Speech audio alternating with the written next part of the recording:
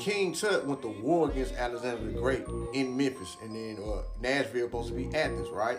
So check this out. They added 1,000 years to this Bible. 1332 BC, he was supposed to be the king of Memphis, Alexander the Great. But there's no proof of the event. Ptah at Memphis is the Alexander the Great romance later in 3rd century AD, okay? But 1,000 years is when David came, right?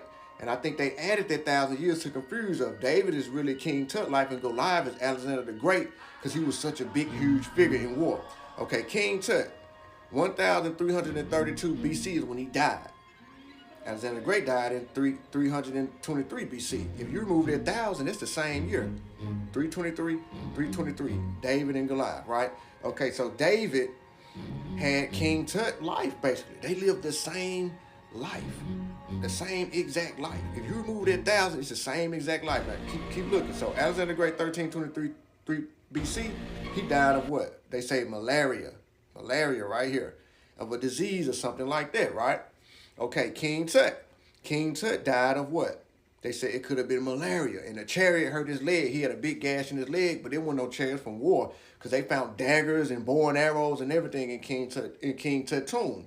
All right, and so King Tut also had the most significant string and 2 harps. All right, found in his tomb, and trumpets. So he was a musician, great musician, right? What was David? David played the harp. Right, so you remove that 1,000 years, y'all. You see, he played the harp for Saul. Okay, and David was anointed early at a young age, at 12 years old, right? Samuel anointed him. But King Tut was also anointed at an early age. Look at that pyramid. At an early age, King Tut was anointed at 8 or 9 years old, and he was a musician. Okay, and all the pharaohs was musicians. Everybody around the pharaohs were musicians. So look at David. David's whole family was musicians, and they played trumpets and all that. Eli was his brother. But Bill Street on Memphis, Street on Memphis is Eli spelled backwards. There go King Tut trumpet. There go the harps. Even the hieroglyphics, they had harps. So Ra on his trumpet, it'll go Ra the sun god. There go Osiris, and there go Ptah, the king of Memphis, right? And let me get back to Bill Street. This Bill spelled backwards. Bill spelled backwards is Eli. All right, the same as David, brother, who played all the instruments. He was a great musician as well. Okay, so Eli could potentially sound like Eli, which is this Bill, right?